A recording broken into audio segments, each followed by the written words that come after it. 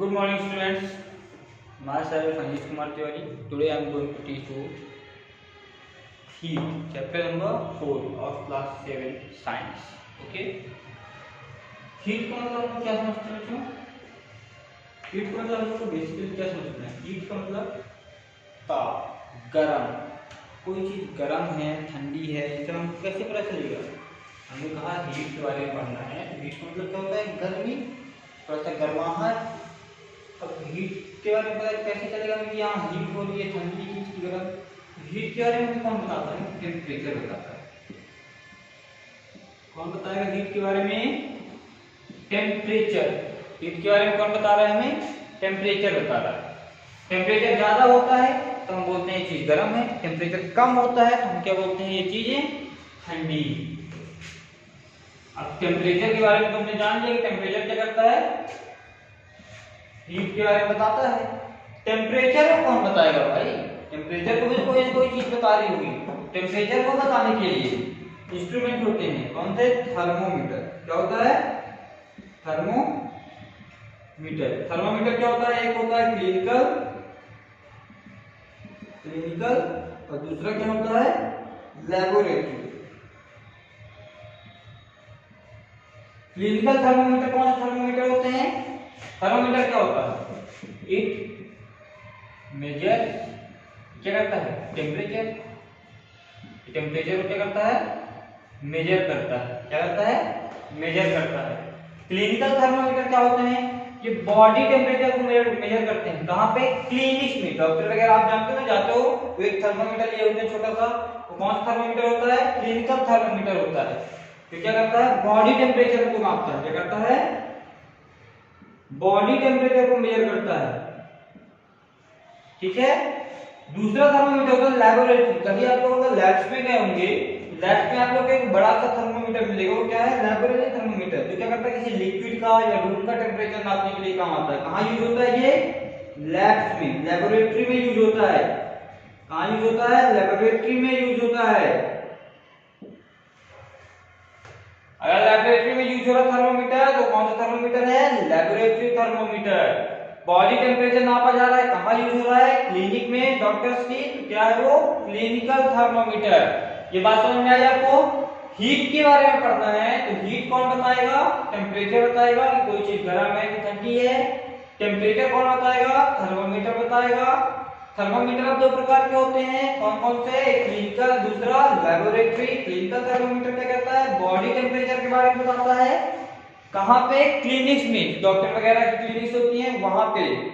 Laboratory thermometer क्या होता है? ये लैब्स में यूज किया जाता है, लैबोरेटरी में यूज किया जाता है। ये वाटर वगैरह या लिक्विड वगैरह का रूम टेम्परेचर, ये सारे टेम्परेचर बताता है कौन? Laboratory thermometer. इसके हम लोगों ने देख लिया। अब हम लोग थोड़ा सा और आगे पढ़ते हैं।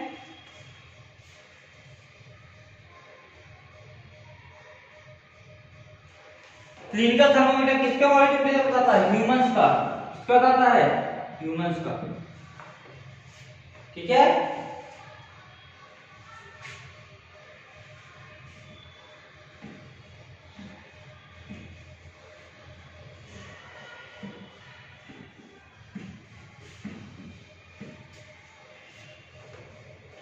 अब जो नेक्स्ट टॉपिक आएगा वो है क्या?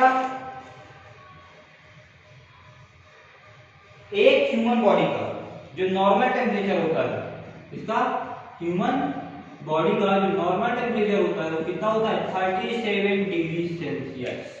कितना होगा? 37 डिग्री सेल्सियस। ये आप लोग हमेशा याद रखेंगे। एक ह्यूमन बॉडी का नॉर्मल टेम्परेचर कितना होता है? 37 डिग्री सेल्सियस। और जो क्लिनिकल थर्मोमीटर होता है उसकी रेंज कितनी होती है? क्लिनिकल की, क्लिनिकल थर्मोमीटर की जो रेंज होती है वो कितनी होती है? 35 डिग्री सेल्सियस से 35 डिग्री सेल्सियस से 42 डिग्री सेल्सियस तक। कहां तक होती है? 35 डिग्री सेल्सियस से 42 डिग्री सेल्सियस तक। क्या होती है इसकी रेंज? इस क्लिनिकल थर्मोमीटर से हम 35 डिग्री टेम्परेचर से 42 टेम्परेचर तक ही नाप सकते हैं। अब डिग्री सेल्सियस क्या है? ये एक स्केल है। क्या है? स्केल, यूनिट स्केल कहते हैं इसे हम लोग। मींस टेम्परेचर को सेल्सियस में लिखा जाता है। इसमें लिखा जाता है, सेल्सियस में लिखा जाता है। अगर हम लोग लैबोरेटरी थर्मोमीटर की बात करें तो उसकी रेंज क्या होगी, -10 डिग्री सेल्सियस से। लैब वाले की हम बात कर रहे हैं, ये क्लिनिकल की थी, कहां थी रेंज, 35 से 42 डिग्री सेल्सियस तक।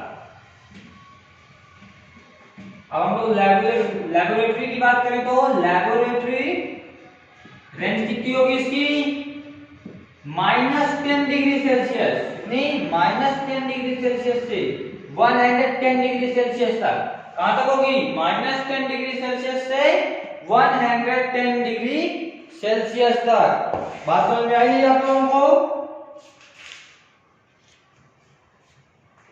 ये तो हो गई किसकी, लैबोरेटरी और क्लिनिकल थर्मोमीटर की बात। इसके बाद हम लोग किसके बारे में पढ़ेंगे भाई, हीट क्या है, टेम्परेचर है।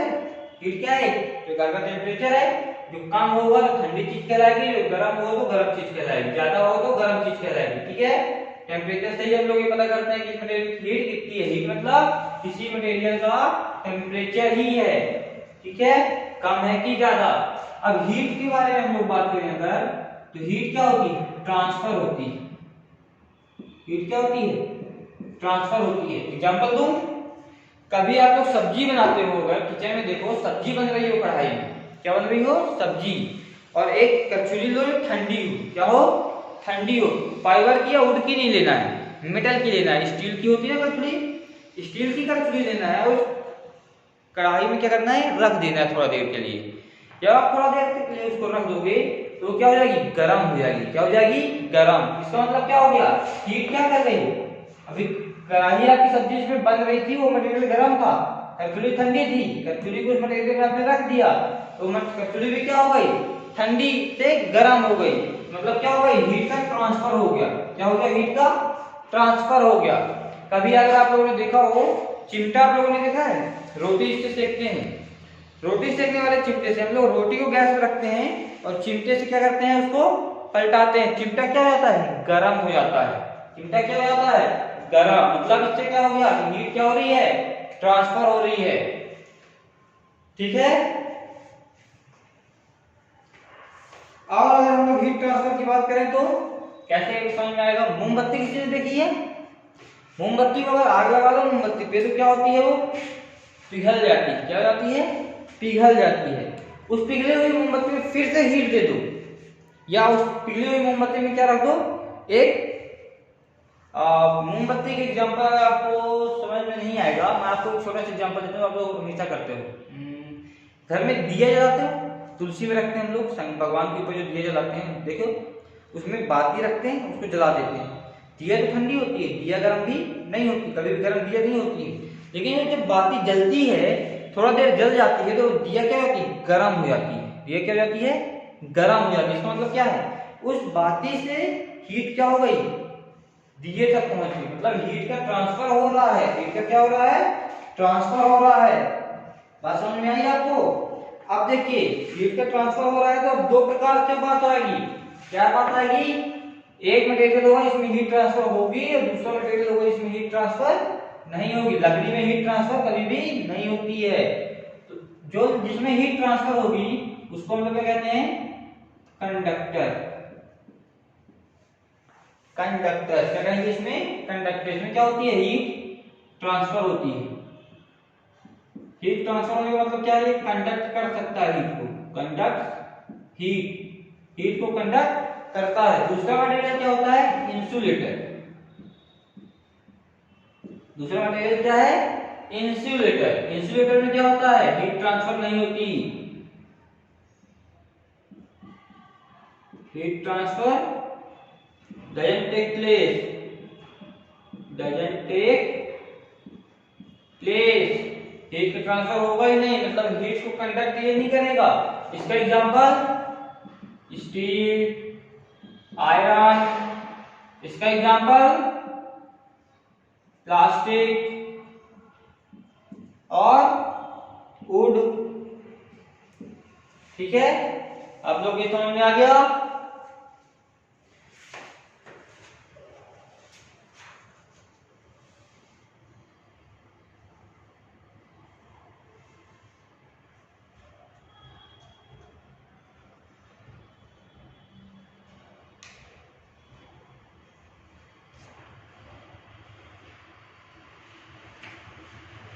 अब देखिए एक चीज और आपको बताता हूं मैं कन्वेक्शन के बारे में। इस टॉपिक में लास्ट पॉइंट क्या है, कन्वेक्शन।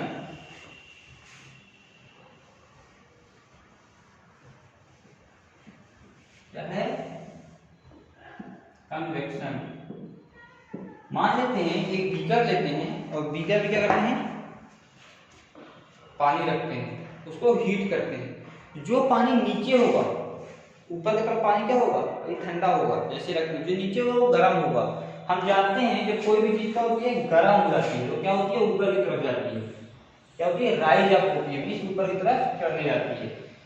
जब नीचे का पानी गर्म होगा तो क्या होगा, ऊपर की तरफ जाएगा, और ऊपर का ठंडा पानी क्या होगा, नीचे की तरफ आएगा। ये जो प्रोसेस होती है इसे हम लोग क्या बोलते हैं, कन्वेक्शन बोलते हैं। अगर आप लोग देखो पेज नंबर 42 आपकी बुक में दिया गया है, ठीक है, एक बीकर है उसमें पानी रखा हुआ है, उसको गर्म किया जा रहा है। तो जो नीचे का पानी है जहाँ पे फ्लेम लग रही है वो पानी क्या होगा, गर्म होगा। गर्म होते होते वो पानी क्या होगा, धीरे धीरे ऊपर तक पहुंचेगा, पूरा एक साथ गर्म नहीं होता है। पहले नीचे गर्म होगा, तो नीचे वाला पानी ऊपर चला जाएगा, ठंडा वाला नीचे आ जाएगा, फिर वो गर्म होगा, फिर वो इस तरह करते करते क्या होता है, पूरा पानी गर्म हो जाता है। इस पूरी प्रोसेस को हम लोग क्या बोलते हैं, कन्वेक्शन प्रोसेस बोलते हैं। क्या बोलते हैं, कन्वेक्शन प्रोसेस बोलते हैं। ठीक है बच्चों, समझ में आ गया आप लोगों के। और इसके बारे में अगर हम लोग बात करें,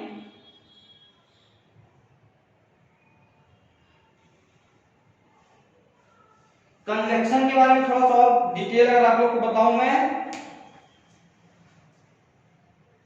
लैंड ब्रिज और सी ब्रिज भी कन्वेक्शन का एक एग्जांपल है। Land bridge and sea bridge. अब ये लैंड ब्रिज और सी ब्रिज क्या होते हैं, इसको आप लोग समझिएगा।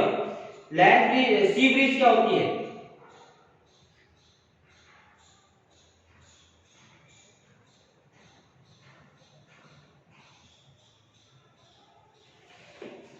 सी ब्रिज में होता क्या है, सी में क्या होती है, ठंडी हवा होती है। सी में क्या होती है, ठंडी हवा होती है, मींस कूलर एयर कहां की तरफ जाती है, मूव्स टुवर्ड्स द लैंड। ठंडी हवा क्या होती है, लैंड की तरफ जाती है, और लैंड से गर्म हवा क्या होती है, सी की तरफ आती है। सी में क्या होती है, ठंडी हवा होती है। सी से, सी ब्रिज की बात कर रहे हैं, सी ब्रिज मतलब समुद्र से चलने वाली हवा। सी में कैसी हवा होती है, ठंडी हवा होती है। ये ठंडी हवा कहां जाती है, लैंड की तरफ जाती है।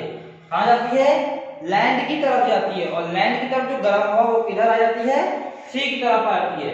इस प्रोसेस को हम लोग क्या बोलते हैं, सी ब्रिज। जब सी से कोई हवा चल रही हो, लैंड की तरफ जा रही हो, उसको हम लोग क्या बोलेंगे, सी ब्रिज। जब लैंड की तरफ से हवा आ रही हो उसको हम लोग क्या बोलते हैं, लैंड ब्रिज। सी की तरफ से हवा चल रही है, लैंड की तरफ जा रही है तो सी ब्रिज। लैंड की तरफ से हवा चल रही है और सी की तरफ आ रही है तो लैंड ब्रिज। सी ब्रिज क्या होती है, कूल होती है और लैंड की तरफ जाती है। लैंड ब्रिज क्या होती है, वार्म होती है और कहां आती है, सी की तरफ आती है। बात समझ में आई आप लोगों को।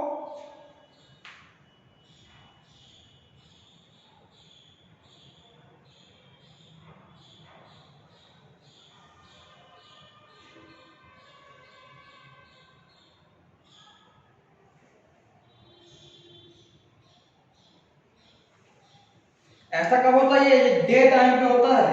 कब होता है ये, डे टाइम पे। सी ब्रिज, सी ब्रिज के बारे में थोड़ा सा एक्सप्लेन करें। Cooler air moves towards the land and warm air from land moves towards the sea. दिन के समय ठंडी हवा लैंड की तरफ जाती है और गर्म हवा लैंड से सी की तरफ आती है। इसे हम क्या बोलते हैं, सी ब्रिज। कहां से स्टार्ट हुआ, ठंडी हवा से लैंड की तरफ गई और फिर लैंड की तरफ से क्या आई, गर्म हवा इसी की तरफ। ये क्या हो गया, सी ब्रिज। इसी का जस्ट अपोजिट कर दिया जाए। रात के समय ठंडी हवा लैंड की तरफ से चलती है, याद रखिएगा। रात के समय इसका जस्ट उल्टा होता है, ठंडी हवा कहां से आती है,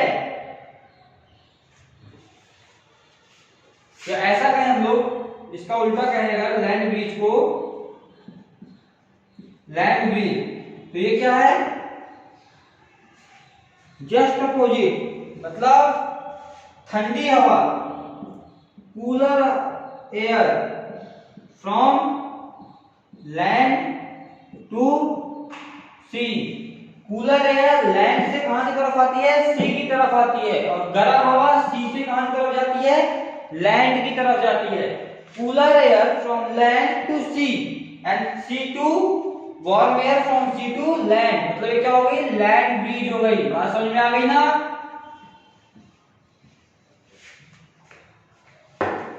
इसके बाद एक और टॉपिक आपको बचता है क्या, आप लोग देखे होंगे, आप लोग हर मौसम में अलग अलग प्रकार के कपड़े पहनते हो। ठंडियों में कैसे कपड़े पहनते हो, मोटे कपड़े पहनते हो, ऊल के। इसमें क्या होती है, एयर ट्रैप होती है। एयर क्या होती है, ट्रैप होती है। एयर ट्रैप होने से क्या होता है, एयर गर्म हो जाती है। एक जगह पे कोई चीज अगर रखी रही है तो क्या होती है वो सॉरी, अगर कोई भी चीज एक जगह पे रखी रह जाए, अगर आप पेन लो, पेन को ऐसे पकड़ के रखे रहो तो क्या हो जाएगी, थोड़ा देर बाद पेन गर्म होती है हल्की। इसी प्रकार से हम लोग मोटे कपड़े पहनते हैं ठंडी में, उससे क्या होता है, वो मोटे कपड़े में जो हवा है वो क्या होती है, ट्रैप होती है, फंस जाती है, और बहुत देर तक फंसे रहने से क्या हो जाती है, गर्म, और हमारी बॉडी को क्या मिलता है, उससे गर्माहट मिलती है।